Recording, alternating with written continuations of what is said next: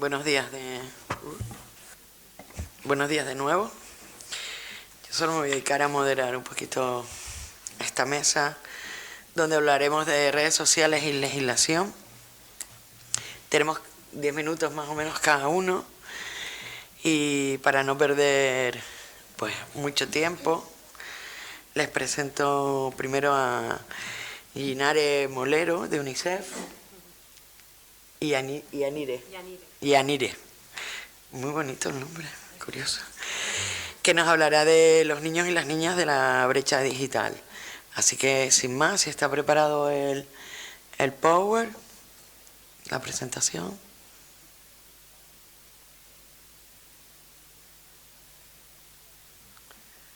A ver, eso. Gracias. La verdad, compartir este rato en estas jornadas, porque bueno, para nosotros el llevar la voz de la infancia a estos espacios siempre es muy positivo, aprendemos muchísimo y bueno, con esta experiencia lo que queremos es contaros cómo ha sido también nuestro proceso, con nuestro último informe sobre brecha digital. Un segundito, porque creo que esta no es la primera.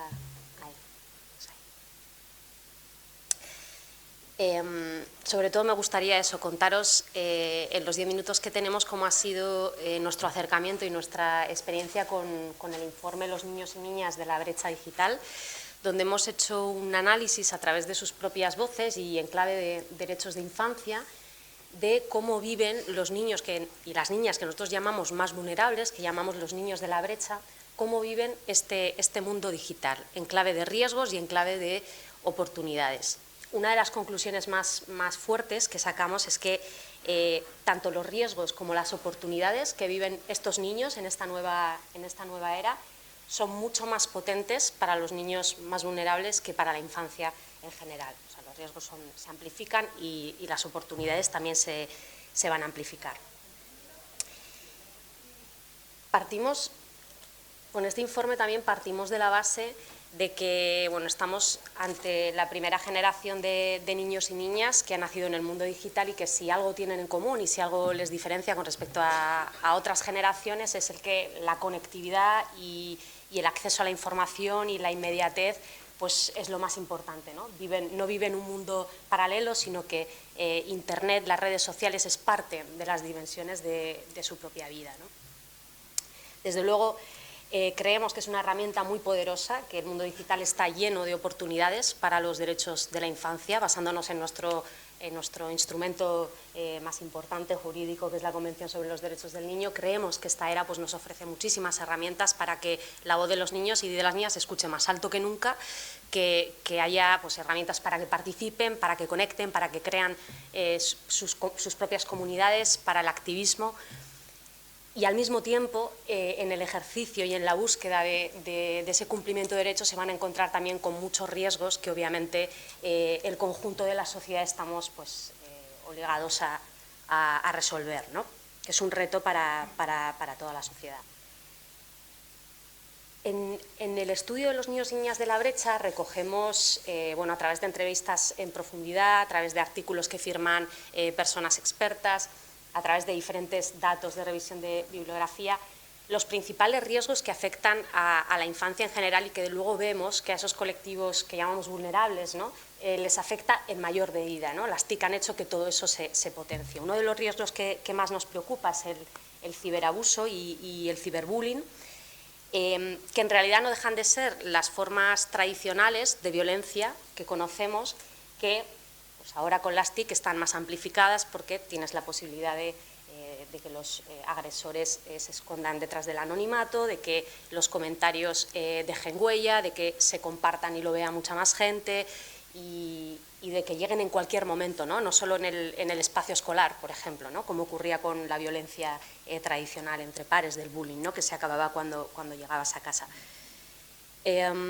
En nuestro informe recogemos que precisamente es el ciberbullying y el ciberacoso, de entre toda la categoría de riesgos, el que más preocupa a toda la sociedad y el que más preocupa a todos los niños y a todas las niñas. El dato un poco que nos refleja ese progreso es que en 2010 el 15% de los niños declaraban haber sufrido bullying en cualquiera de sus formas y en 2015 pasa a más de la mitad, ¿no? Sin duda, nosotros al ver estas cifras en UNICEF, pues obviamente coincidimos con todas las organizaciones en que nos estamos enfrentando a un reto y que estamos viendo un retrato de la infancia y de la adolescencia que se está enfrentando a una gestión muy problemática de la convivencia y de la aceptación de la diversidad, ¿no? Otro de los datos que tenemos, hay una categoría de riesgos bastante amplia que la podéis ver en el informe, pero bueno, destacamos aquí dos que yo creo que son las más interesantes de cara a la infancia, el LGTBI y al ciberbullying y al ciberacoso. Un dato preocupante es que veíamos también, por lo que ellos nos cuentan y por los datos que recogemos, que Internet y las redes se han convertido en un altavoz muy poderoso para el discurso del odio y para que tengamos ahí un contenedor para el antigitanismo, para la LGTBI-fobia, para el racismo, en fin, para discriminar, tener un elemento más para discriminar a aquellos grupos, a aquellas comunidades de niños que tradicionalmente han sido más victimizados, ¿no?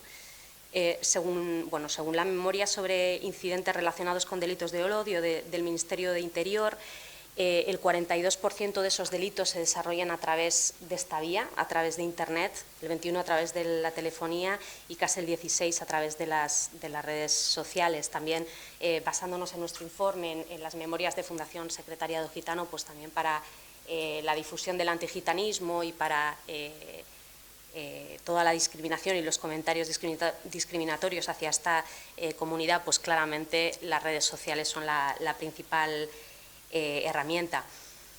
Esto es también muy preocupante. A nosotros en este estudio es cuando más nos hemos acercado a esta realidad. Nos parece muy preocupante por el impacto que tiene en estos chicos y chicas, porque de alguna manera toda esa imagen negativa y toda esa discriminación que se vuelca en las redes sociales y en Internet es la imagen de ellos y de su comunidad que les devuelve la sociedad, ¿no? Con lo cual para ellos y para ellas es una manera de empezar a pensar sobre ellos en clave negativa, ¿no? Con lo cual si está recibiendo mensajes de antigitanismo, de LGTBI-fobia continuamente, pues la imagen que generas sobre ti mismo, sobre ti misma, sobre tu comunidad va a ser muy negativa, ¿no? En tanto que es la imagen que te devuelve la sociedad y el mundo que te rodea.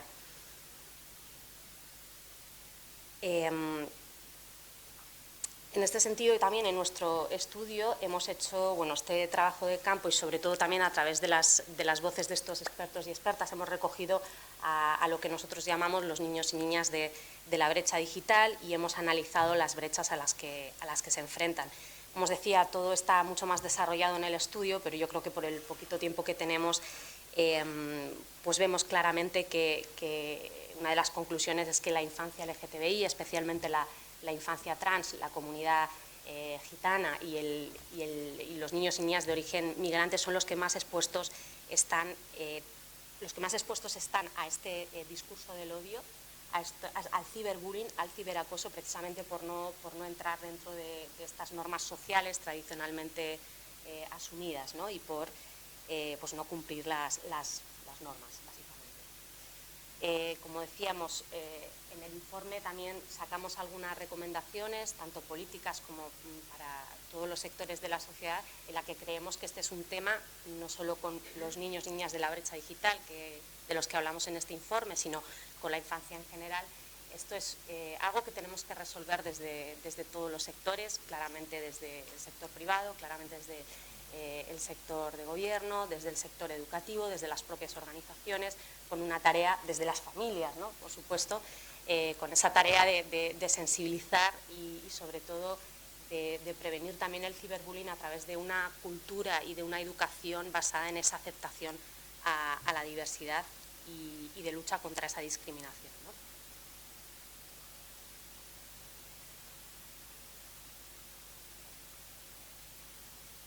Bueno, decir también que pues siguiendo con lo que os decíamos, hablamos en nuestro estudio de diferentes grupos de niños, ¿no?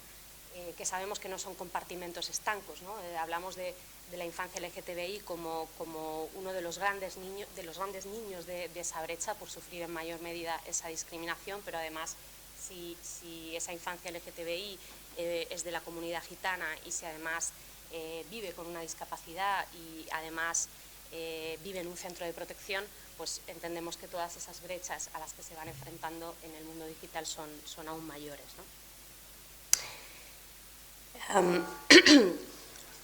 ¿Se me oye? Sí, ¿no? Vale. También recogemos en el estudio un dato que es del antiguo estudio de LGTBI-fobia en las aulas de 2015 que también nos parecía muy preocupante, y de ahí empezamos a acercarnos mucho más y a visibilizar la situación de la infancia LGTBI, y es que el 60% del alumnado ha sido testigo de agresiones LGTBI-fóbicas sufridas por adolescentes LGTBI, como por todas aquellas personas que no reproducen esos estereotipos de género, de masculinidad y feminidad tradicionales, ¿no? Al mismo tiempo, y como parte de este proyecto, este ha sido un estudio que hemos trabajado con la Universidad del País Vasco, con el equipo de European Union Kids Online, que son la red europea de infancia y tecnología que tiene en red en España. Pero además de este informe, pues producimos más elementos, ¿no?, para formar esta campaña, ¿no?, de los niños y niñas de la brecha digital. Gracias a ellos tres, gracias a Nora, a Ana, a Gabriel, pudimos de alguna manera contar a través de sus propias experiencias lo que nosotros estábamos diciendo en este informe, ¿no? Es decir, que cada uno de ellos tiene una historia en la cual ha vivido riesgos, ha vivido LGTBI-fobia, ha vivido el discurso del odio, y al mismo tiempo las herramientas han sido pues una herramienta, las TICs han sido una herramienta muy poderosa y muy transformadora para lo que son ahora, ¿no? Con Gabriel hemos aprendido muchísimo, y sobre todo en la presentación del informe, porque él además participó en una de las campañas Yo soy trans de la Comunidad de Madrid, y por eso fue víctima de un ciberacoso brutal, en el que cada día pues encontraba con millones de comentarios de haters, hasta que, bueno, pues por suerte en su familia también conocía muy bien cuáles son los mecanismos de reporte, cuáles son los mecanismos de reporte y de denuncia de estos comentarios, de estos haters, de este discurso del odio, y bueno, pudo frenarlo, ¿no? La historia positiva de todo esto, y también lo bueno que tiene el mundo digital para lo que llamamos niños y niñas de la brecha digital, es que esas oportunidades que les dan también son mucho más potentes, ¿no? Ahora Gabriel pues es también un referente, se abrió su propio canal de YouTube, aun sabiendo que se seguía exponiendo mucho a esa discriminación y a esos haters, ¿no? Aún así pues decidió, precisamente por su propio proceso, por lo importante que fue para él ver a otros referentes, conocer cuál es el proceso de otros chicos y chicas que querían cambiar su identidad, y sobre todo de crear comunidad y ser también pues activista, ¿no?, de su propia comunidad, de su propia causa. Pues eso, gracias a él es quizá para nosotros el mayor aprendizaje, más incluso que a través de las conclusiones de nuestro informe, ¿no? También hablaría de Ana, que es también una activista periodista de la comunidad gitana, y de Nora, que también vivió en un centro de protección y también nos contó pues cómo vivió los riesgos y la amenaza del racismo a través de las redes, y al mismo tiempo ha sido su herramienta poderosa para integrarse y para ser pues una jerezana más en Jerez de la Frontera, que es donde ella vive. Para no extenderme mucho más, os voy a poner este vídeo que sacamos como parte de la campaña.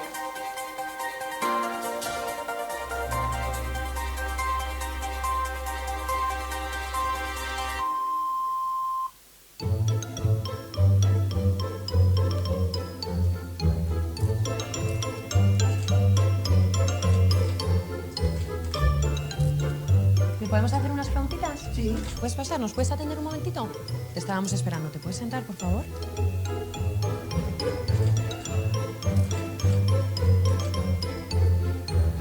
Muchas gracias. Según tus últimas declaraciones, no estás muy contenta. ¿Cómo va todo? Pues hay a veces que está bien, pero hay a veces que no. ¿Te gusta mucho Harry Potter? Sí. ¿Es verdad que llegas más tarde a casa de lo habitual? Sí. Queríamos preguntarte acerca de los últimos partidos de baloncesto. Creo que no has metido muchas canastas. No.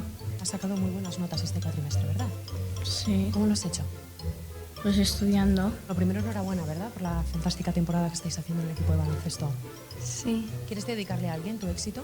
A mi familia y a mis amigos. Esto va a ser en la tele o algo. Hay muchas cámaras y muchos focos. Creo que estás estudiando inglés. Sí, ¿Quieres desarrollar tu carrera artística en Hollywood? no lo sé. No lo sé. ¿Piensas que La historia interminable, la película, es una mierda? No sé qué es esto. Tengo esta foto que demuestra que efectivamente le dedicas bastante tiempo a tu cuerpo. ¿Se liga mucho con este estilo? Pues... Ay, es que ahí me has pillado. ¿Cantas, tocas el violín, la flauta? ¿Podrías cantarnos algo ahora?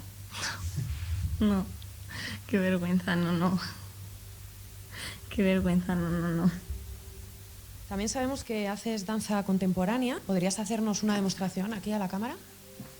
No. Me da mucha vergüenza y no me siento como él. Madre mía.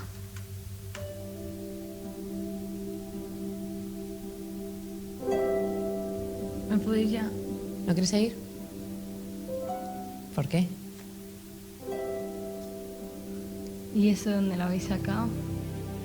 Te ha podido decir mi madre, me siento como raro. ¿Te han dado algo de información sobre mí? Me parece raro que sepas tanto de mi vida. Me intimida.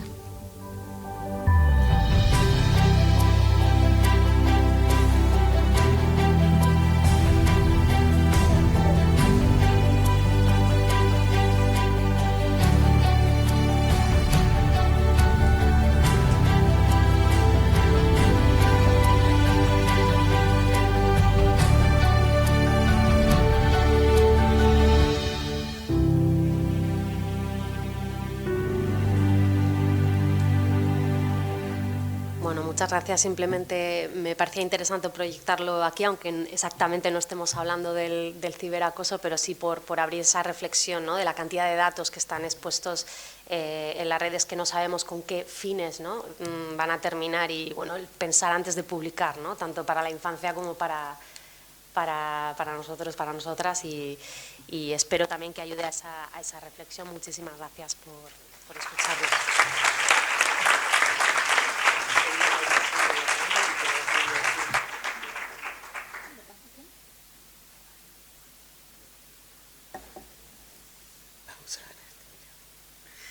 Bueno, muchas gracias, Yanire.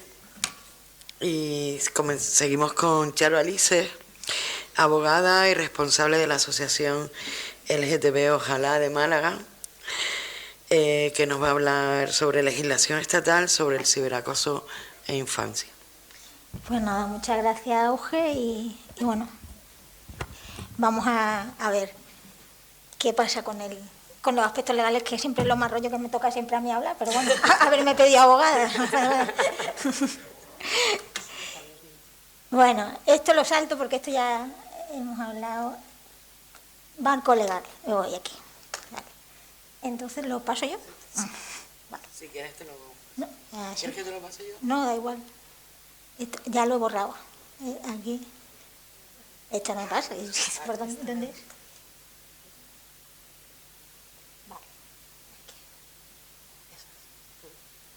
Vale. Ahí estamos. Bueno.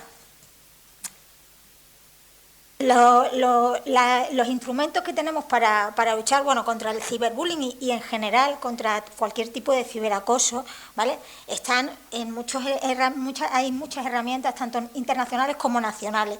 Entre otros está, por ejemplo, la Convención de Derechos del Niño, ¿vale?, que establece, bueno, pues una legislación contra el maltrato, ¿vale?, contra cualquier forma de maltrato, la protección de los menores frente a cualquier tipo de maltrato.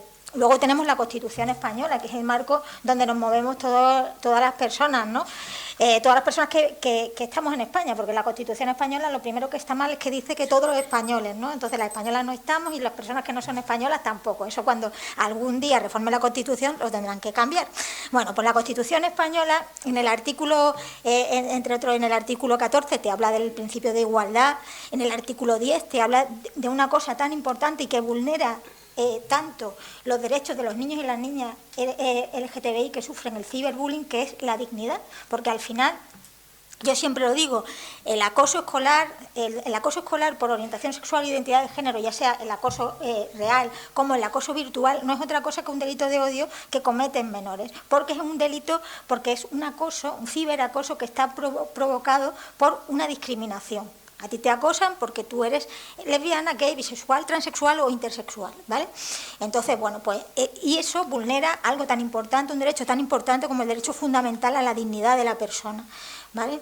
Luego tenemos el artículo 9.2 que te dice que los poderes públicos están obligados a luchar contra la discriminación, a poner las herramientas necesarias para luchar contra la discriminación, con lo cual podemos exigirle a los poderes públicos que tomen las medidas necesarias, entre otras cosas, para que el ciberbullying por orientación sexual o por identidad o expresión de género se termine, ¿vale? Luego tenemos el derecho a la integridad física y moral del artículo 15, porque muchas veces cuando un menor comete un delito de ciberbullying, o de bullying, lo que se le acusa, entre otras cosas, es un delito contra la integridad moral, porque lo que está haciendo es vulnerar esa integridad moral, esa dignidad del menor o de la menor, ¿vale? Luego tenemos el derecho a la libertad y a la seguridad, y el derecho a la tutela judicial efectiva del 24. Esto quiere decir que todo niño o niña que sufra ciberbullying tiene derecho a acudir a los tribunales y que los tribunales le den una respuesta satisfactoria a esa vulneración de sus derechos, ¿no? Luego tenemos aquí la Ley Orgánica 8/2015 de modificación del sistema de protección de infancia y adolescencia, conocida como la Ley de Infancia y Adolescencia, que en el artículo 2 establece por primera vez la definición del interés superior del menor. Bueno, pues siempre tenemos que hablar, cuando hablamos de la defensa de los menores LGTB que sufren ciberbullying, de la protección de su interés superior. Eso tiene que estar por encima de cualquier otra cosa, ¿vale? Y luego ya, por supuesto, tenemos el Código Penal, ¿vale? Cuando ya el tema ha sobrepasado los límites que ya veremos de intentar arreglar el tema en el centro educativo a través de los protocolos correspondientes de acoso escolar. Y luego tenemos la Ley Orgánica de responsabilidad penal del menor, que es lo que va a hacer que una menor que cometa ciberbullying pues sea juzgado por esos delitos o por ese delito que comete, ¿no? Luego existe una instrucción de la Fiscalía del año 2015, del año 2005, 10/2005, que te habla del tratamiento escolar del sistema de justicia y juventud.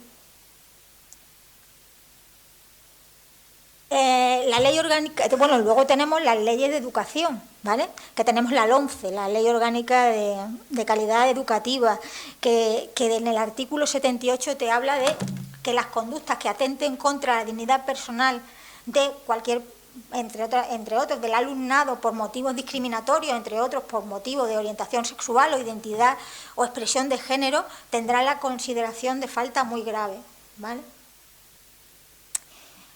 La Ley Orgánica de Educación también es aquí, ya donde me he quedado, aquí, esto es la LOMCE, ¿no? Que ya a ver, estoy pasándolo al revés, míralo, espérate, a ver, ¿por dónde íbamos? A mí es que estas cosas no se me dan.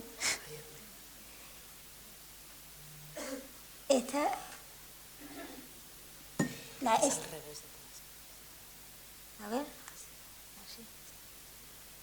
Vamos.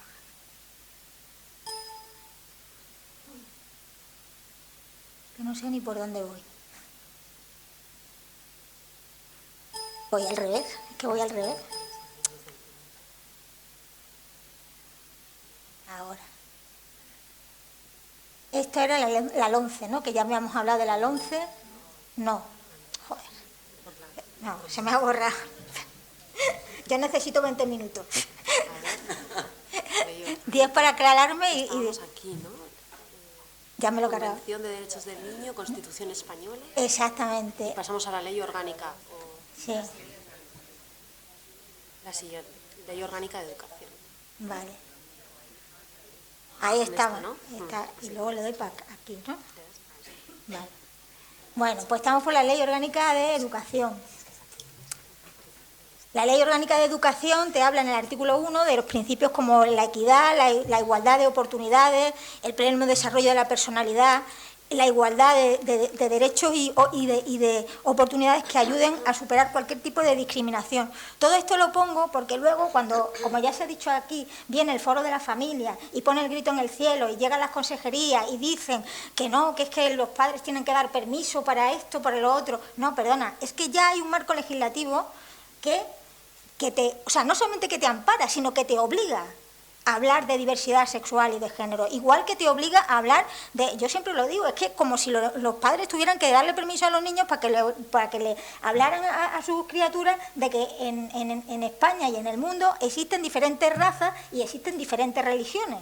¿Por qué no se le puede hablar a los niños de que existen diferentes formas de amar, de sentir, es decir, que existe una diversidad sexual y de género? Bueno, pues no solamente eso, no hay que pedir permiso, sino, o sea, es que no es un derecho, es una obligación.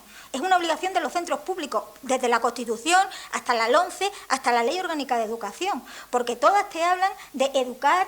Y el artículo 27, que se me ha olvidado, que era aquí uno de los más importantes, el artículo 27 de la Constitución Española, te habla del derecho a recibir una educación que se base en valores democráticos y en valores de la no discriminación. Con lo cual, fijaros, si sois docentes, el arma tan potente que tenéis para plantaros y decir que no solamente tenéis derecho a educar a vuestro alumnado en la diversidad, en el respeto a la diversidad sexual y de género, sino es que tenéis la obligación. Todos los centros tienen esa obligación, pero nadie coge y expone ese tipo de argumentos, ¿no? Cuando se le plantea, bueno, el derecho de los padres a educar, sí, pero ¿a educar en qué? O sea, es que por encima de eso está la Constitución Española, y está la Constitución Española que te habla de la no discriminación y de los principios de igualdad, que son derechos fundamentales. Entonces, ahí tenéis una herramienta para contestar a cualquiera que os diga que no podéis darle a vuestro alumnado educación en el respeto a la diversidad sexual y de género, ¿vale? La Ley Orgánica de Educación, bueno, la Constitución, la primera, la Ley 11, la Ley Orgánica de Educación.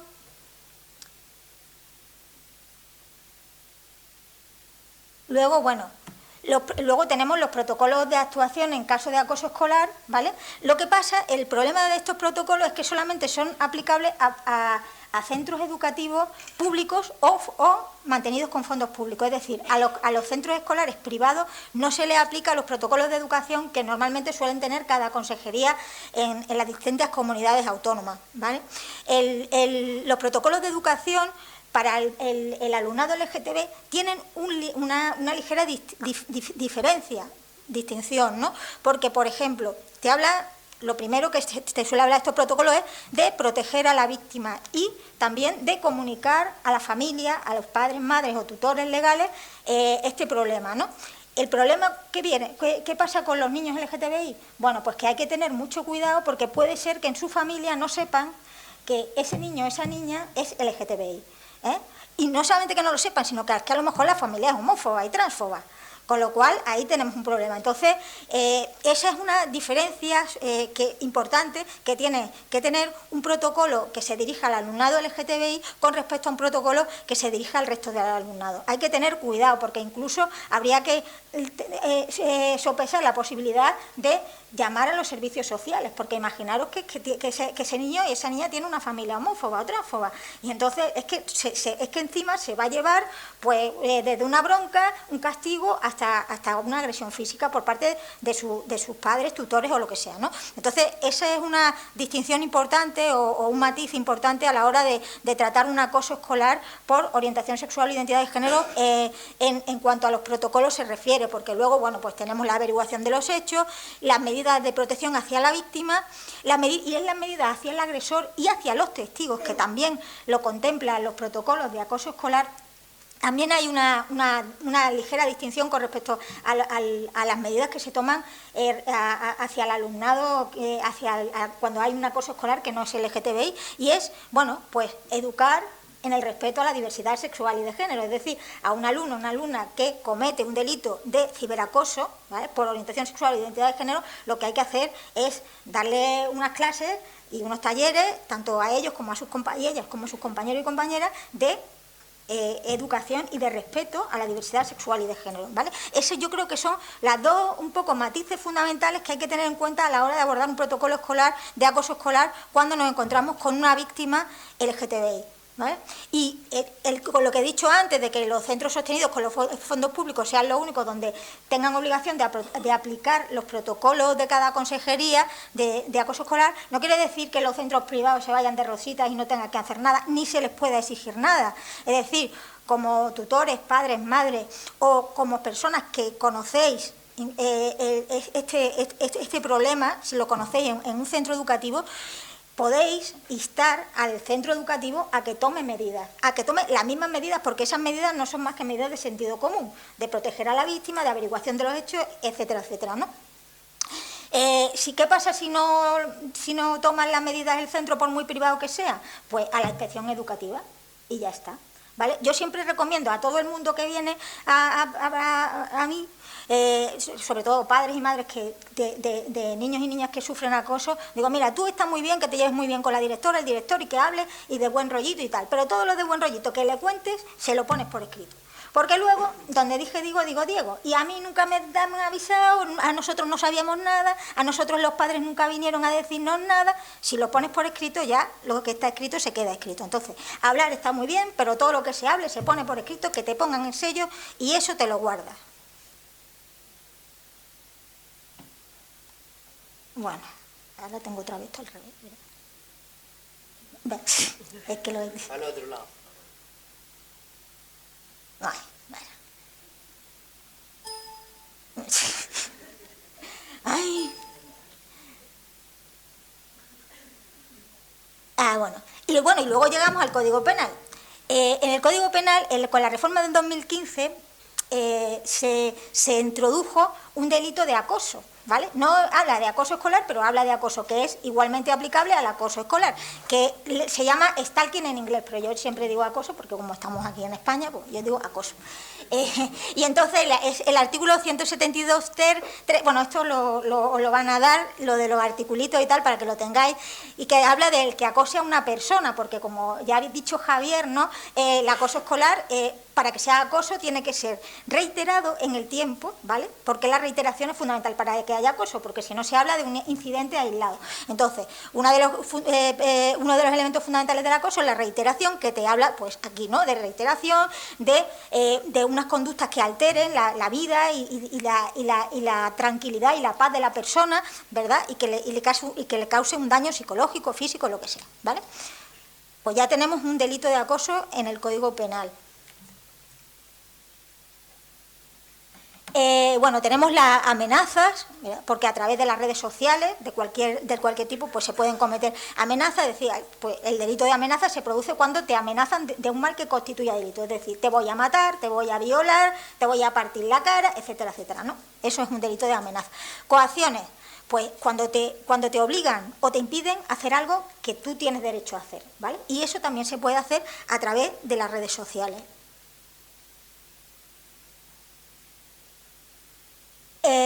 Inducción al suicidio. Bueno, esto es una de las formas más graves esto es la última consecuencia a la que puede llegar los acosadores y acosadoras de los menores, a tener un acoso, a perpetrar un acoso de tal intensidad que lleve a la persona acosada, a la víctima, al suicidio.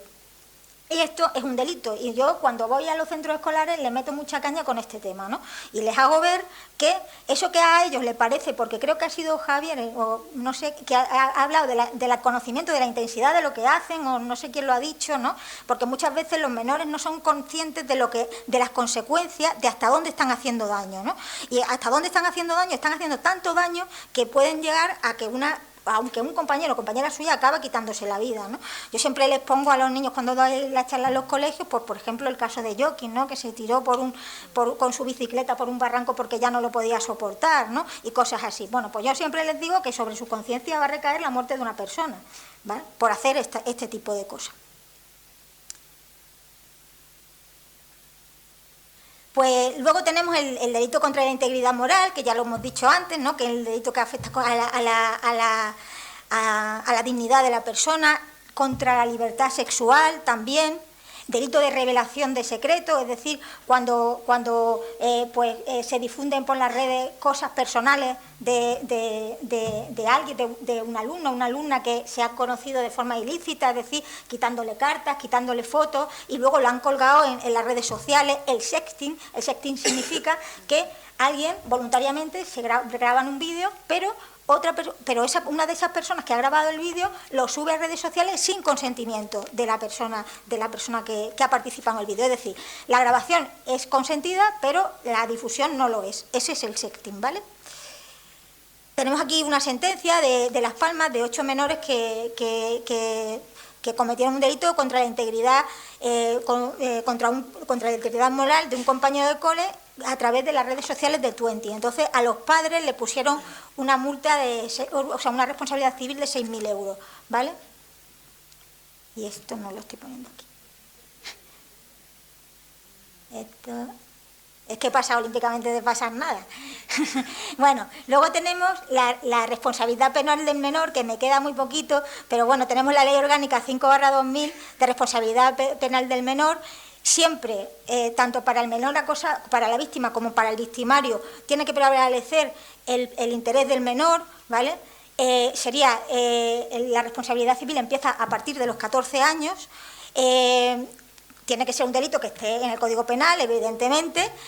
No, en la legislación de menores no existen penas, sino medidas, porque el ámbito, la jurisdicción de menores es una jurisdicción educativa, ¿vale? Que lo que pretende es educar y un poco enmendar la conducta del menor, más que castigarlo. Bueno, también quiere castigarlo, pero sobre todo que esa personita que ha hecho algo cuando es joven no llegue a los 18 años a la cárcel, ¿no? Porque siga con el mismo tipo de conducta. Y luego, bueno, pues hay una serie de temas como la reparación del daño y la posibilidad de conciliación. Esto significa no mediación, sino conciliación. Es decir, que puede que el menor o la menor acosadora se le da la oportunidad de pedirle perdón a la víctima y si le pide perdón y luego, bueno, se le pone una serie de tareas educativas y tal, pues entonces no llega la cosa a juicio, ¿vale? Se queda ahí y ya está. Y eso, cuando ocurre el tema de acoso escolar, que muchas veces la víctima está muy asustada y no quiere ver al acosador para nada, la conciliación se puede hacer por separado. Es decir, por un lado se le habla a la víctima y se le dice, bueno, pues mira, tú estás de acuerdo y tal. Por otro lado, a la persona acosadora y se le dice, bueno, pues tú le pides perdón, eso se le transmite a la víctima y se llega a una conciliación sin que se tengan que ver, porque muchas veces la víctima no quiere ver a su acosador, ¿vale? Porque está muy asustada y porque tiene un trauma. El tipo de medidas que se pueden imponer, pues internamiento en régimen cerrado, semiabierto, abierto, internamientos terapéuticos cuando tiene la persona, el victimario o la victimaria tiene un problema de drogas o de cualquier tipo de adicciones, o algún tipo de problema de otro tipo, tratamiento ambulatorio, por lo mismo, por el tipo de problema de adicción que pueda tener, asistencia a un centro de día, permanencia de fin de semana en algún centro, libertad vigilada, prohibición de acercarse o comunicarse con la víctima, convivencia con otra persona o familia, prestaciones en beneficio de la comunidad, realización de tareas socioeducativas, una amonestación, que reñirle, niños, esa no se hace más, y inhabilitación absoluta. Ya acabo. Bueno, si son menores de 14 años, lo que se hace es una intervención a través de los servicios sociales, ¿vale? A través de la protección de menores. Luego hay una responsabilidad por parte 2 minutos. Es una responsabilidad penal por parte de los... Miradme a mí porque ahí no hay... responsabilidad por parte de los profesores, porque yo siempre lo digo, no se puede mirar para otro lado, porque no solamente es una responsabilidad civil la que te puede caer encima, sino una responsabilidad penal. Puedes cometer un delito de omisión del deber de socorro o un delito de omisión del deber de perseguir delitos, porque toda persona que ve que alguien está sufriendo, y mucho más una menor y que está a tu cargo, pues tiene la obligación de ayudarlo, de ponerle remedio y desde luego de comunicarlo a las autoridades, ¿vale? Y luego hay una responsabilidad civil derivada de la penal que corresponde al centro educativo, ¿vale? Y a los padres o tutores de los niños. Y algunas veces a los profesores. Y luego, si estamos ante un centro público, no hay, la responsabilidad es de la administración, con lo cual habría que poner un recurso de responsabilidad patrimonial de la administración, ¿vale? Y para eso tendremos que demostrar que ha existido el acoso escolar, que como consecuencia del acoso escolar ha habido un daño y que hay una relación entre la mala praxis del profesorado o del centro educativo y el daño que se le ha causado al alumnado, ¿vale? Y ya está. Y muchas gracias.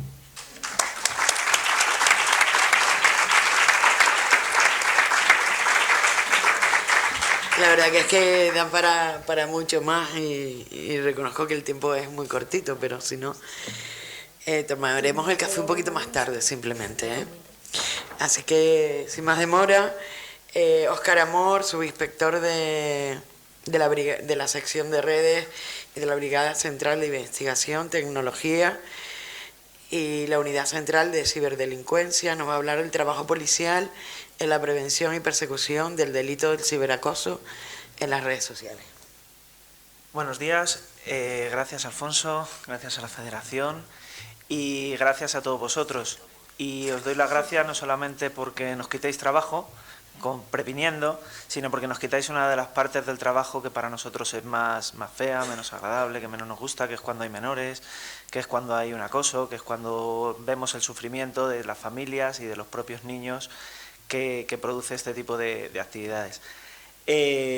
Os podría contar un poquito nuestro trabajo y antes de venir pensé, les vendo la moto y les cuento que somos muy buenos y que nos movemos genial por las redes sociales y que tenemos un montón de ayuda de todas las agentes que intervienen en las mismas y tranquilos que están todos los niños muy bien protegidos y creo que no me creeríais y encima os doy las gracias y luego os cuento lo que no es. También podría ser pesimista y contaros que las circunstancias son complejas. Por poner un ejemplo, la reforma de la ley de enjuiciamiento criminal desde el 1800 estaba vigente, ahora la cambian y en esas modificaciones una de las cuestiones que incluyen es que para nosotros tener acceso a una IP de conexión necesitamos mandamiento judicial. Pues vaya, 200 años para que nosotros conocer un número de IP, ¿alguien siente vulnerada su intimidad realmente porque yo sepa un número que van ahí unos cuantos dígitos con unos puntos y demás?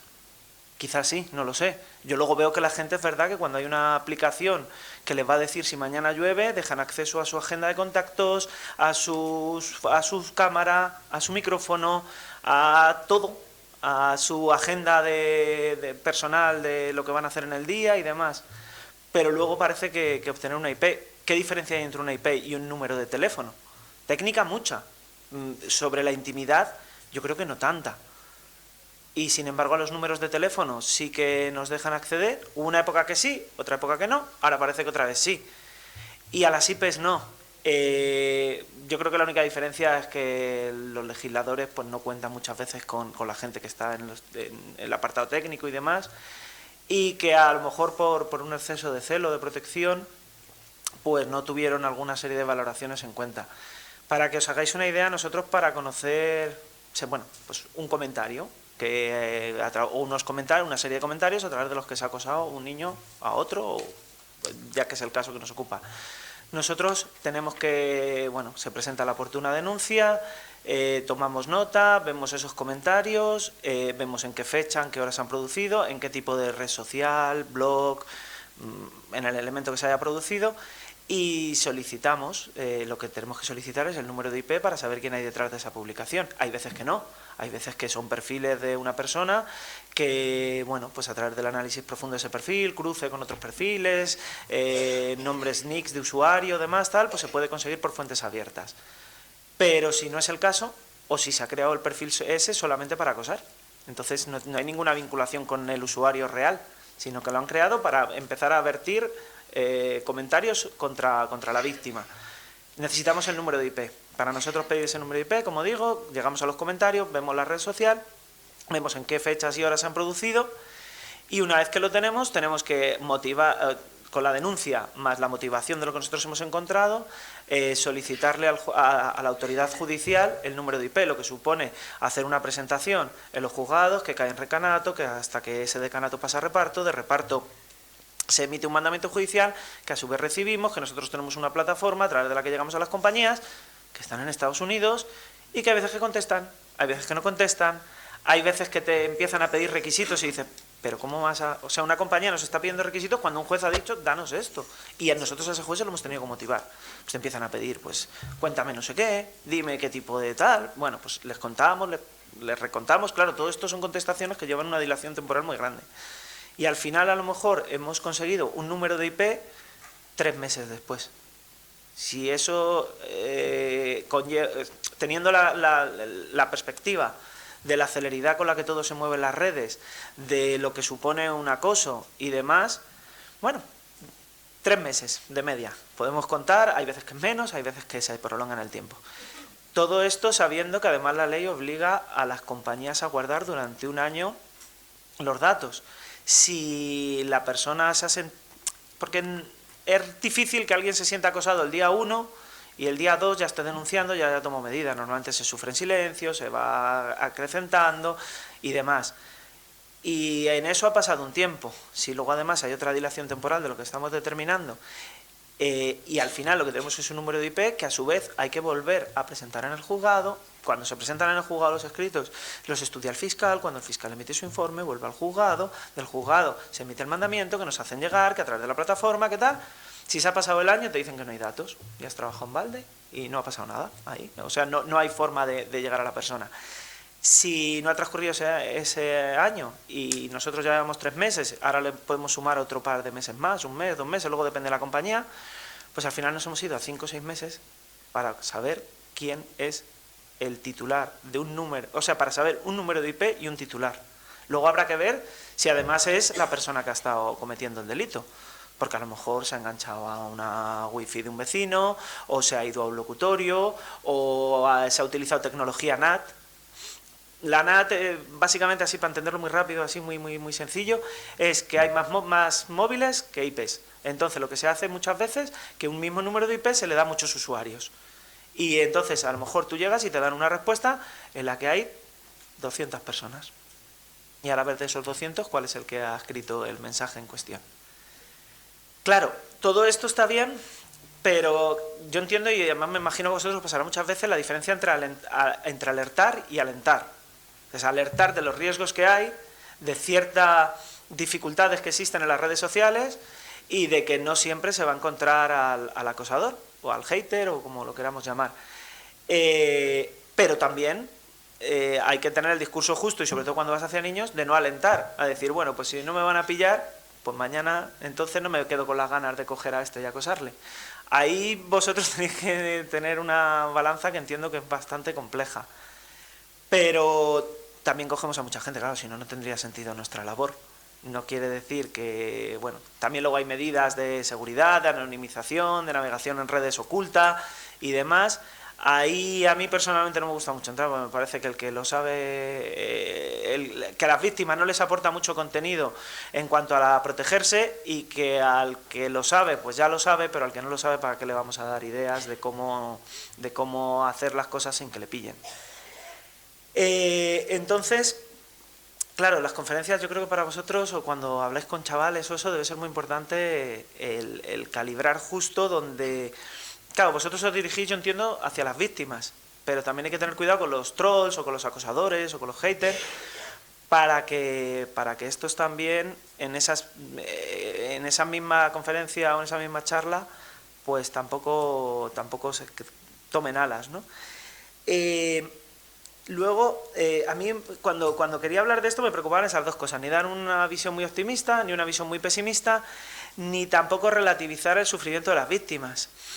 Pero también hay una cosa que me gustaría decir, que es, cuanto menos daño se hace a la víctima, o sea, si la víctima, cuanto menos sufra la víctima, menos poder tiene el acosador.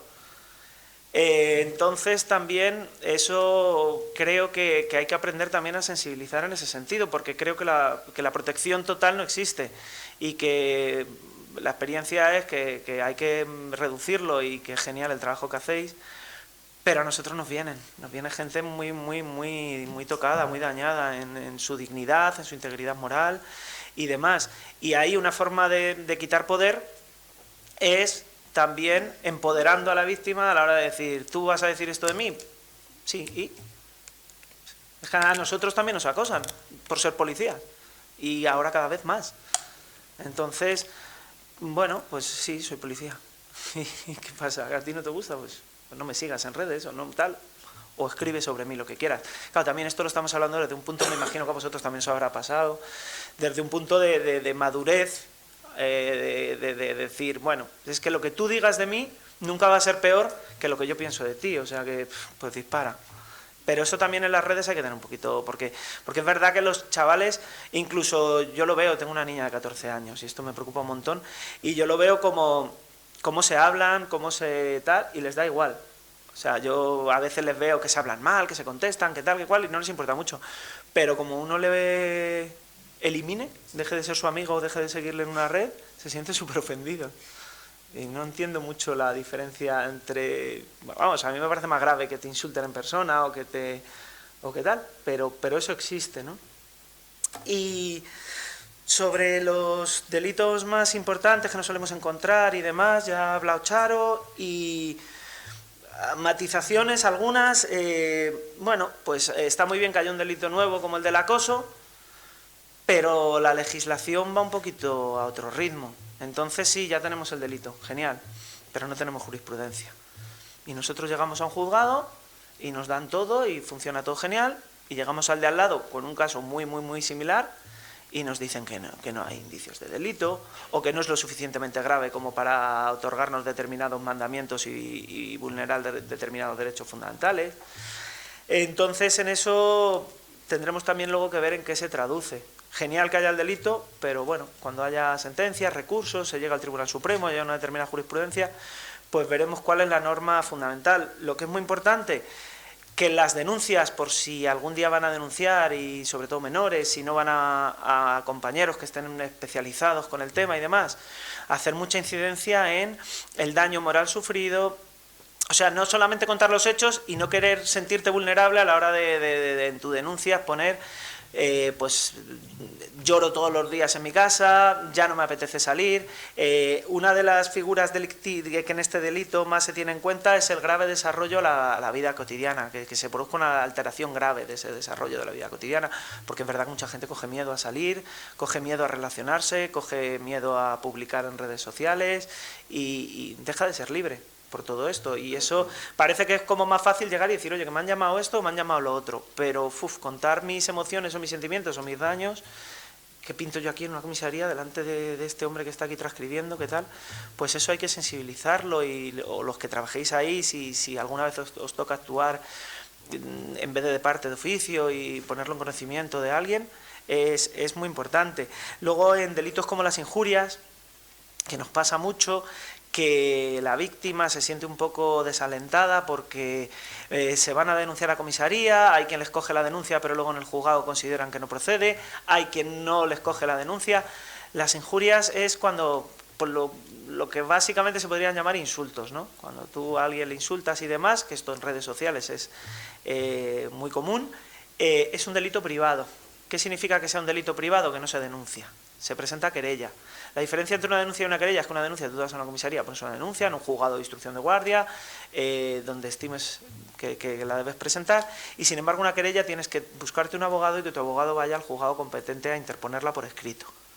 Esto es muy importante porque hay veces que la víctima, por no seguir el cauce adecuado, se paraliza todo esto por un tema procesal y lo que piensa es que han pasado de mí, no me han hecho ni caso.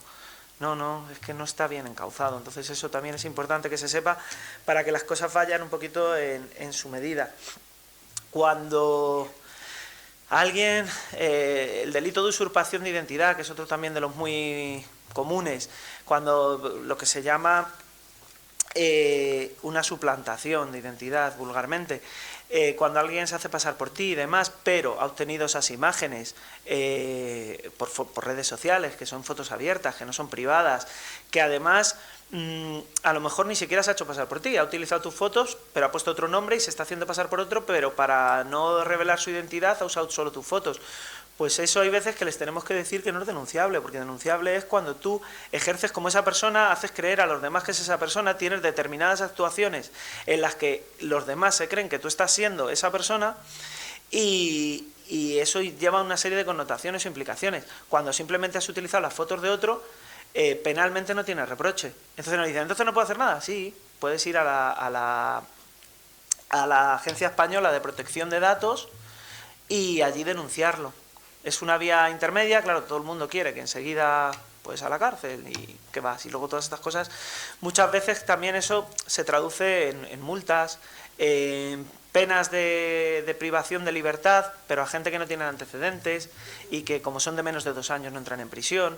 Creo que el que más sufre la condena es la víctima, que no es proporcional a la que sufre a lo mejor el acosador. Entonces, en ese sentido, la labor de la prevención es fundamental, porque nosotros, entre comillas, cuando llegamos, pues es cuando ya está todo el daño hecho. Un poquito al hilo de lo que decía antes, de contextualizar hasta cierto punto, y con esto no quiero decir que no sea grave lo que hacen, pero sí, o sea, yo me refiero gravedad y contundencia contra los acosadores, toda. Pero a la hora de las víctimas a mí me gusta también pues eso, el darles poder, ¿no? El decir, oye, que esto te duele tanto porque le estás haciendo caso y fíjate quién realmente hay detrás de un acoso, ¿no?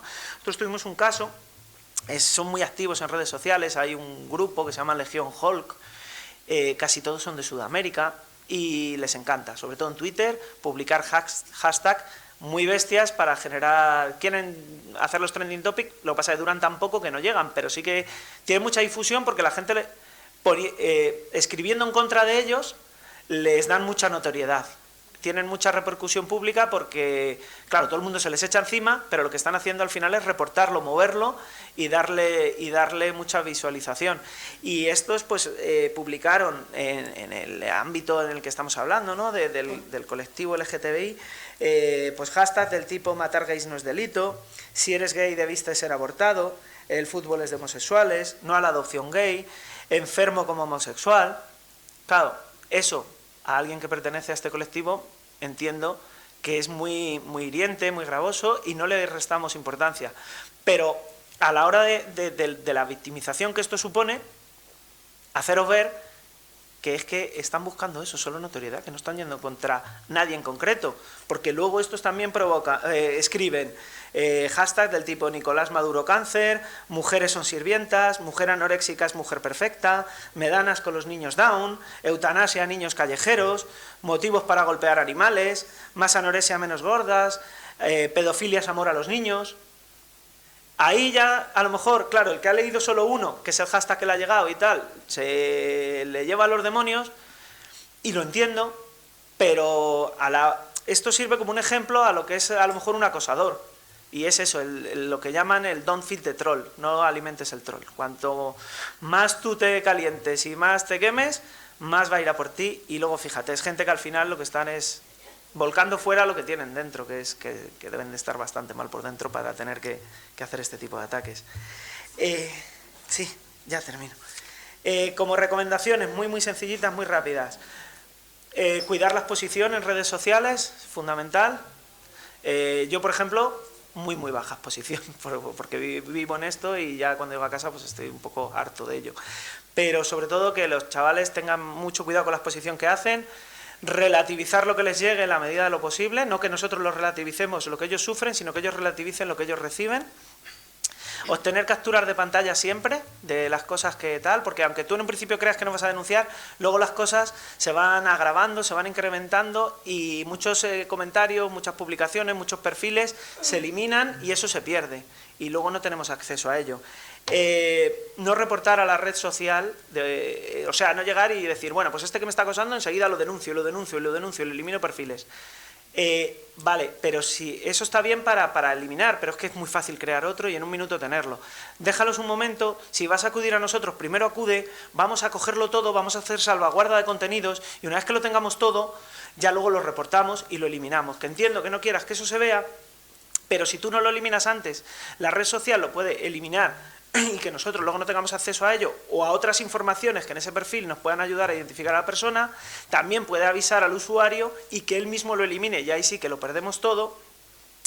Y a su vez, pues nosotros en eso dificultarnos la labor. Entonces, lo de reportar sí, pero con un poquito de cuidado, que si vamos a denunciar, primero llegamos nosotros, salvaguardamos y luego ya reportamos y que lo eliminen. No interactuar con el acosador, porque por mucho que le quieras hacer ver o por mucho que tal, lo que normalmente vas a hacer es alimentarlo. Y nada, en las denuncias lo que hemos dicho, aportar esas capturas de pantalla y el estado, el desasosiego, el daño que te produce, que no tengan miedo a exponer sus sentimientos, porque eso va a ayudar mucho en las sentencias. Gracias.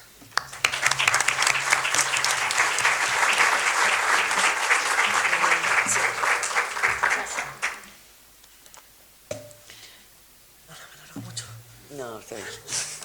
Santiago Menéndez Abascal, abogado asociado de Google España y Portugal, nos va a hablar de cómo combate Google el discurso del odio en línea.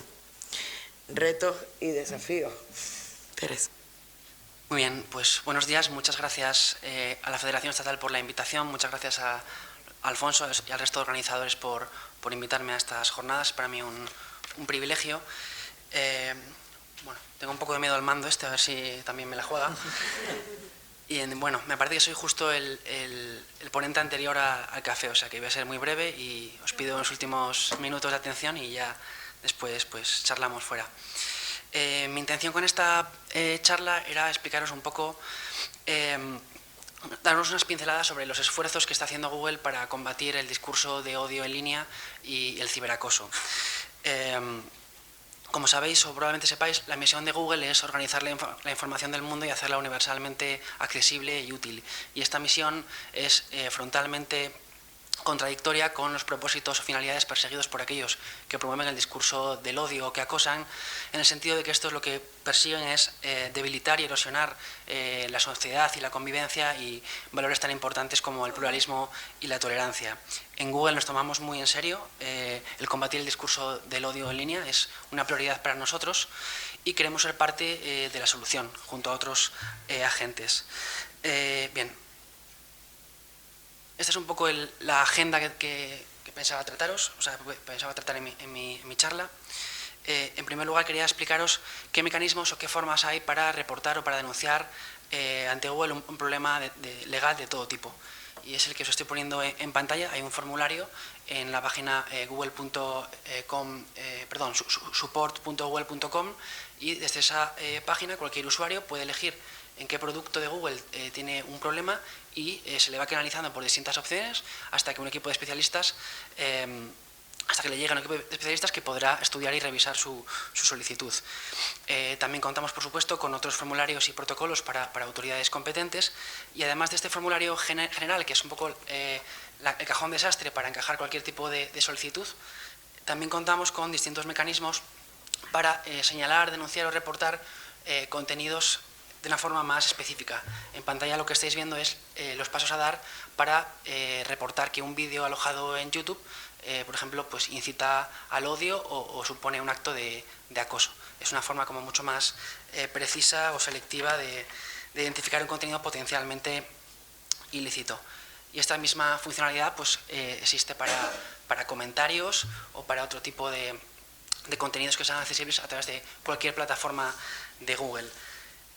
Bueno, quiero decir además que YouTube es una plataforma maravillosa, muy importante para tanto acceder a información, entretenerse, aprender, pero evidentemente también es una ventana a la sociedad y por tanto es un reflejo de los problemas preexistentes en la misma.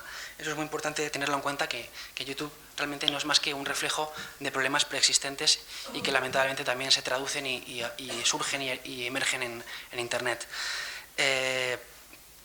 Unas pequeñas cifras para daros un poco explicación de la escala a la cual opera Google para combatir los contenidos ilícitos. Cada minuto se suben a YouTube 480 horas de vídeo y tenemos actualmente a 10.000 personas, 10.000 especialistas dedicados a revisar las solicitudes que se reciben de bloqueo, de retirada, que trabajan 24 horas los 7 días a la semana.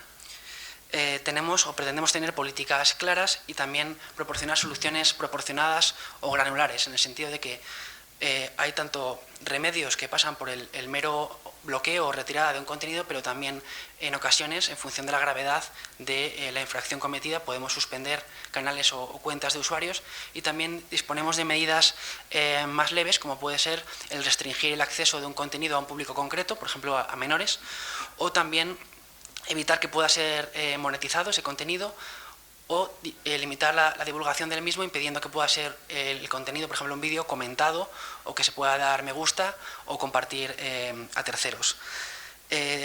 A efectos de combatir el contenido ilícito en línea, combinamos tecnología con revisión humana. Os voy a hablar un poco más adelante luego de esto, pero unas pequeñas pinceladas. Simplemente una cifra que a mí me sorprende bastante es que en materia de contenido que es violento de carácter extremo, hasta el 76% de este contenido es identificado por algoritmos, por máquinas, y esta identificación se produce antes de que nadie haya incluso llegado a ver ese vídeo por primera vez. O sea, 76% de los contenidos extremadamente violentos son detectados antes de que nadie llegue a ver esos vídeos. Y bueno, estas son un poco las medidas reactivas o digamos, defensivas frente a contenidos ilícitos, pero igualmente quería hablaros de Somos Más. Somos Más es un proyecto lanzado hace escasos meses, dirigido a sensibilizar y prevenir contra la radicalización violenta y el discurso de odio en línea. Fue lanzado este proyecto junto a 5 ministerios del Gobierno de España y distintas organizaciones y ONGs, y ha formado a más de 20.000 adolescentes en 9 comunidades. Estos cursos pues incluían talleres didácticos, materiales para facilitar la comprensión de esta materia tanto a los alumnos como a profesores y a los propios padres. Y asimismo también lanzamos una campaña de comunicación dirigida a amplificar mensajes positivos frente al radicalismo, mensajes integradores por la tolerancia, por el pluralismo, de la mano de influyentes o youtubers, porque teníamos la seguridad de que este tipo de emisores eran muchísimo más eficaces a la hora de llegar a un público concreto, como es el de los jóvenes y adolescentes. Estamos realmente contentos con esta iniciativa, esperamos poder en el futuro hacer otras similares. También os invito a visitar la página web de Somos Más si queréis más información o descargaros los materiales y documentación que allí está alojada. Y finalmente, a modo un poco de conclusiones, querría señalar las siguientes. En primer lugar, quiero destacar el firme compromiso de Google para combatir los contenidos ilícitos en línea. Como parte de este compromiso, Google ha suscrito distintos códigos de buenas conductas con la Comisión Europea y otras plataformas en Internet. También somos parte de un foro internacional para combatir el terrorismo en el marco de la Unión Europea. La campaña Somos Más es también un poco el último proyecto proactivo dirigido a sensibilizar y a educar a un sector muy concreto, en particular a los jóvenes. También desde Google consideramos que la tecnología debe estar al servicio de la sociedad y no a la inversa. Por eso apostamos por soluciones a escala y empleamos Machine Learning o aprendizaje automático junto a revisión manual.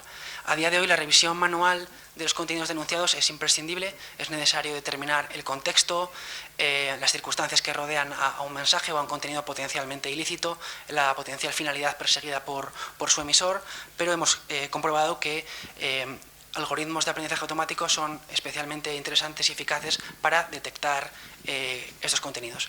Es decir, las máquinas son muy buenas detectando, pero hace falta revisores humanos para evaluar cada caso individualmente, caso por caso, y decidir la medida que procede. Bien su bloqueo, bien mantenerlo en línea, limitar su difusión de algún modo. Y también una cifra llamativa, desde junio de 2017, o sea, desde el verano pasado, la tecnología de Machine Learning ha identificado un volumen de contenidos potencialmente ilícitos que equivaldría al trabajo de 180.000 personas, es decir, la población de Leganés, aproximadamente, trabajando 40 horas a la semana durante este mismo periodo de tiempo. O sea que realmente es importante combinar revisión manual con tecnología para trabajar a escala y reaccionar ante esta problemática. También es muy importante para nosotros mejorar nuestras políticas, nuestros procesos a través de la experiencia y también a través de la jurisprudencia, las sentencias que dicten los tribunales, y también con la ayuda de expertos, de ONGs, socios de confianza que denominamos Trusted Flaggers, y académicos que han dedicado y dedican su vida a este tipo de temas. Bien, también quiero hacer énfasis en la estrecha colaboración que Google tiene con las autoridades competentes de cada país, tanto para cumplir órdenes de retirada como, en su caso, denunciar conductas que puedan ser constitutivas de graves delitos. Y aquí, Óscar, tengo que complementar un poco a lo que tú has dicho. Al amparo del artículo 588 ter-M de la Ley de Enjuiciamiento Criminal, al menos Google proporciona información como datos de suscripción de cuentas, la información que el propio usuario ha facilitado al registrar su cuenta, es decir, email alternativo, teléfono, su nombre, y también facilitamos direcciones IP de Policía, Guardia Civil, Ministerio Fiscal en el ejercicio de funciones de policía judicial. Sin necesidad de mandamiento judicial, sí, con tus compañeros de SITEL, por ejemplo, es trabajo muy habitual y es bastante eficaz. Y igualmente también tenemos la posibilidad de recibir solicitudes de conservación o preservación de datos. También basta un mero email al área correspondiente para evitar que puedan desaparecer pruebas o indicios que faciliten una investigación futura. Por otro lado, también desde Google queremos ser transparentes. Queremos que se entienda la entidad de la problemática y las medidas adoptadas. Somos pioneros a la hora de publicar informes de transparencia para revelar cifras, porcentajes relevantes en esta materia. Y por último,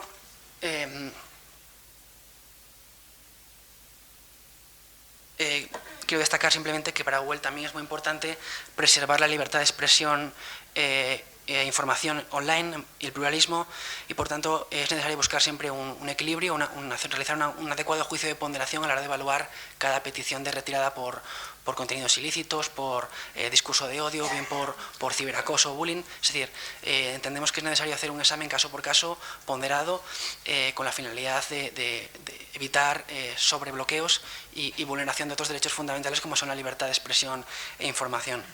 Finalmente, para concluir, simplemente quiero señalar que desde Google somos conscientes de que queda mucho trabajo por hacer, hay mucho trabajo por delante, pero entendemos que mediante el empleo de tecnologías de vanguardia y con acciones comunes en favor de la educación, sensibilización, prevención, de la mano de agentes de cambio tan importantes como la Federación Estatal u otras entidades o organizaciones que están presentes hoy en esta jornada, estamos avanzando en el camino correcto. Insisto, Google está muy interesado en ser parte de la solución a este problema. Muchas gracias.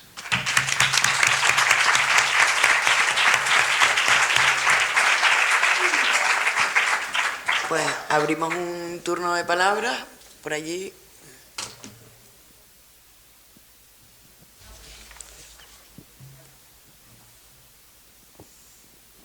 Es para Santiago. Es una pregunta de una cuestión así técnica particular, pero igual nos sirve para todos. Yo una vez por error me di de alta en Facebook y a los 3 segundos me di cuenta del error, quise borrarme y no lo he conseguido. Entonces me gustaría saber, no sé, yo no soy un crack desde luego en la informática, pero he pedido ayuda y tampoco parece fácil. ¿No es una cuestión de seguridad importante que las personas puedan salir de las redes sociales cuando les parezca, con facilidad? Yo no puedo hablar, por favor, o sea, no puedo hablar en nombre de Facebook, que es otros compañeros, otra plataforma, pero si existen mecanismos, estoy convencido, en Facebook para solicitar la supresión o la cancelación de una cuenta que hayas creado.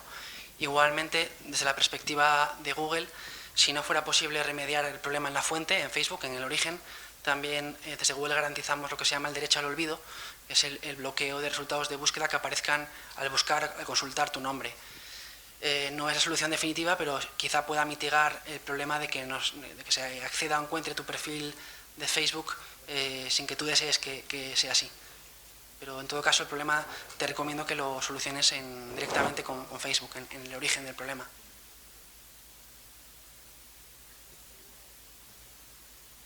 Mi pregunta va para Óscar. Me has comentado que era importante... ¿Se oye? Sí. Te oigo, pero Está aquí justo enfrente. Que era importante el tema de la denuncia. Las personas que están trabajando para poner las denuncias están sensibilizadas con el tema del acoso y más con la comunidad LGTB. ¿Reciben formación para ello? Pues somos 60 y tantos mil. Uy, perdón. Somos 60 y tantos mil, entonces a mí me encantaría decirte que todos, pero unos más, otros menos. Es verdad que en el caso de los menores sí que las denuncias, sobre todo de cierto calado, relevancia, en provincias, en plantillas más grandes, se derivan al grupo de menores. En el grupo de menores, claro que están más formados y claro que hay más de eso. Sobre LGTBI y todo eso, yo no tengo constancia. Habrá quien haya dado sus cursos, habrá quien, pues como nosotros, hayamos tenido acceso a Alfonso, a la Federación y a gente encantadora y que te sensibiliza más de lo que tú ya estás como persona, al margen de policía, pero así específico y demás, a mí no me consta. Pues sería una buena idea. Sí, la verdad que sí. Sobre eso, yo lo que sí puedo decir que en Andalucía, que es de donde yo vengo, la Escuela Andaluza de Seguridad Pública sí que está trabajando en la diversidad sexual y de género y estamos empezando a dar charlas a la policía local en este tema. Sí, fantástico, allá hay unos compañeros, cuanto más mejor. Hola, mi pregunta / llamada de socorro es para Charo. A ver, cuando trabajamos desde las ONGs con menores LGTB, es cierto que tenemos una legislación muy buena, pero es muy complicado porque no existen recursos específicos para esos menores. Cuando llegamos al punto de que la familia no apoya o acosa directamente, sobre todo en casos de menores trans, y tenemos que llegar hasta servicios sociales, las opciones son una denuncia ante Fiscalía del Menor, que por un lado puede decidir que su familia es un entorno seguro para el menor, por lo tanto, después de denunciar tiene que volver con su familia, o decidir que no es un entorno seguro y entonces el menor o la menor va a un centro de menores o a un piso de acogida, en el que habitualmente las personas que están allí ni están formadas ni están sensibilizadas. ¿Qué hacemos con esos menores? Pues la verdad es que es un tema que es complicado porque, hombre, si lo pinta tan negro, ¿no? Porque, bueno, supongo que siempre no, que puede pasar. El problema es que voy a hacer aquí un poco de publicidad, pero que hace falta una ley LGTBI estatal, precisamente, entre otras cosas, para estas cosas. Porque si hubiera una ley LGTBI estatal, cuando un menor LGTB sufre lo que tú dices, pues ya habría una formación, porque una de las cosas más importantes que tiene la ley LGTB estatal es que es una ley pedagógica, una ley que transversalmente lo que propone son una serie de medidas, entre otras cosas, educativas hacia todas las personas profesionales que trabajan en los distintos ámbitos en los que existimos las personas LGTB, es decir, en todo, en la educación, en la sanidad, en los medios de comunicación, etcétera, etcétera, para precisamente en la fuerza y cuerpo de seguridad, para precisamente cuando pasan este tipo de cosas que haya personal, que todo el personal esté formado, es decir, que no es que haya un personal específico para personas LGTB, sino que todas las personas, empezando por la Fiscalía de Menores y terminando por la policía, por los servicios sociales y por los centros de menores, estén formados en diversidad sexual y de género y sepan entender la realidad de los menores LGTB y la realidad del entorno que puede tener ese menor LGTB. yo creo que por eso lo estamos demandando con tanta fuerza, ¿no? Que ahí está parado, pero yo creo que el camino pasa por la formación de todo el mundo, ¿no? Porque todo el mundo sepa de lo que estamos hablando y de lo que estamos tratando, ¿no? Por ahí. Hola, buenos días.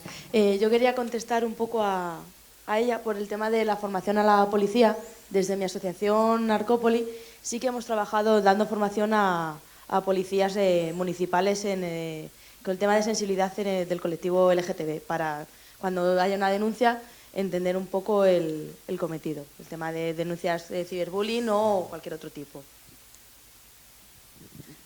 A ver, tenemos ya, sí, esta palabra, aquí había otra y luego este señor y cerramos, porque si no... Sí. Hola, buenos días. Mi nombre es Antonio, vengo de la Policía Local de Fuenlabrada. Para dar contestación un poco a la compañera, nosotros sí es verdad que estamos formados, nosotros pertenecemos al equipo de gestión policial de la diversidad y sí estamos formados, hemos hecho cursos específicos. El Ayuntamiento de Fuenlabrada es verdad que ha hecho un gran esfuerzo porque esto es un poco a nivel política de la administración local. Nos gustaría que la administración estatal pues siguiera los pasos que está, en este caso, está haciendo el Ayuntamiento de Fuenlabrada. Digo, este gran esfuerzo que hace en formar a sus profesionales. Nosotros formamos parte muchas veces de un equipo multidisciplinar que, entre otras cosas, nos dedicamos a ir a los colegios, a dar charlas de acoso. Nos encargamos también de los delitos de odio, de todo lo que está relacionado con los delitos de odio. Instruimos si es preciso, dando cuenta efectivamente luego, como no puede ser de otra manera, a nuestros colegas de la Policía Nacional. Pero no tenemos ningún tipo de problema, estamos formados. Es decir, nosotros vamos a los institutos y a los colegios de primaria a dar clases, vamos con un equipo, el equipo técnico lo formamos con un servicio de atención a la víctima, el SAP. Nosotros vamos con una psicóloga al cole, que da la parte más técnica en su apartado, en su ámbito, y nosotros damos la jurídico-policial y hacemos un complemento único.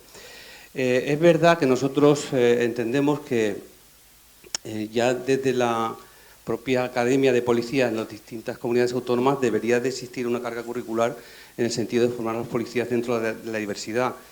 Estamos en una sociedad diversa, Fuenlabrada, que es el municipio donde yo trabajo, lo es con diferencia, y las políticas de los ayuntamientos deberían estar encaminadas en ese sentido. Es verdad que hay que hacer un gran esfuerzo, formar a los profesionales, etcétera, etcétera.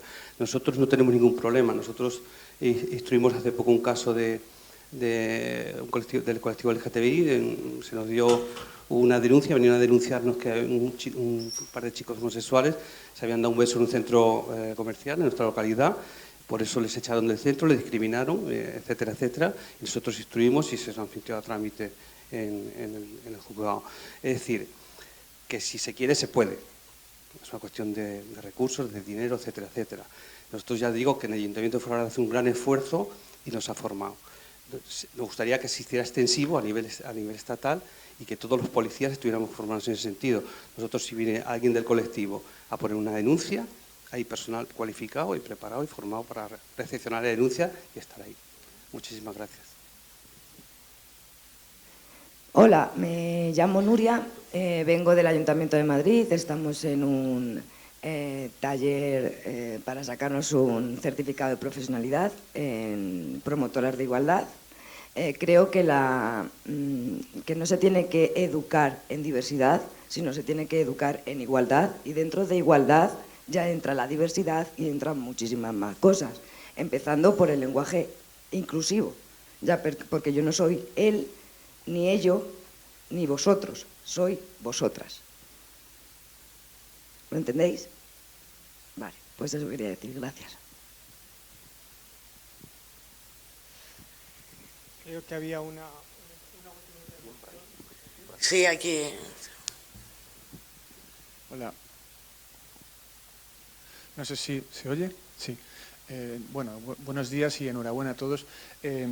La compañera de UNICEF no está ahora presente y la quería preguntar si habían nombrado ya una superhéroe o un superhéroe embajador LGBT de UNICEF. Bueno, contamos con un experto LGBT costarricense y entiendo que es uno de los puntos de desarrollo básicos a nivel mundial para dar visibilidad. No está la compañera, sé que en otros países han hecho cosas parecidas, a mí me gustaría que ese representante o embajador de UNICEF hablase castellano, pues ya bueno, está Katy Perry por ahí también hablando un poco y dándole premios. Y en relación o en poniendo en contexto todas las intervenciones, yo creo que a lo mejor porque es tan obvio, si lo que digo es muy obvio, pues me limito a constatar evidencias. Probablemente todo lo que, como sucede con la violencia de género, al final es una especie de precipitado, de consecuencia de un montón de factores que interactúan. Entonces, cuando no estamos acostumbrados a ver en televisión vídeos como el que hemos visto, ni películas, ni cuando ver un beso ya está regular y si es entre dos personas ya del mismo sexo está muy mal, pues casi lo del acoso y variantes ciberacoso es casi como... muchas veces suena triste decirlo así, pero dices, lo raro es que no haya más. Es decir, igual que en materia de igualdad, como se ha señalado hace un momento por el Ayuntamiento de Madrid o Acrópoli o por otras muchas personas que están aquí, estamos acostumbrados a... O sea, la violencia es cotidiana en el sentido de que se ningunea. Es decir, no tenemos que pedir protección, no es una tutela, es que se frene un ataque, es distinto. Es decir, el no contar con alguien, el humillarle, el ocultarle. Hay personas que son, como quien dice, extranjeras siendo españolas desde que nacen. Bueno, están refugiadas, viven refugiadas en su propia casa, ¿no? Entonces, eso es acoso, yo creo, o es un acoso institucional, o es simplemente, son muchos pasos que empiezan con el lenguaje, la familia, la educación, los deportes, el periodismo, los medios...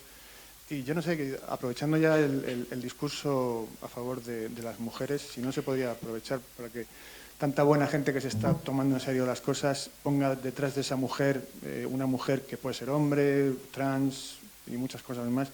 Y al final acabamos con el acoso o lo analizamos como un tema de violencia más que como un tema LGBT. Enhorabuena en cualquier caso. Vale. Era la pregunta para ti, pero como se ha alargado mucho, ahora en el coffee break pues lo podemos hablar. Gracias a todas y a todos por estar aquí hoy. Tenemos el coffee break, a ver qué nos dice Alfonso del horario, porque vamos media hora retrasados.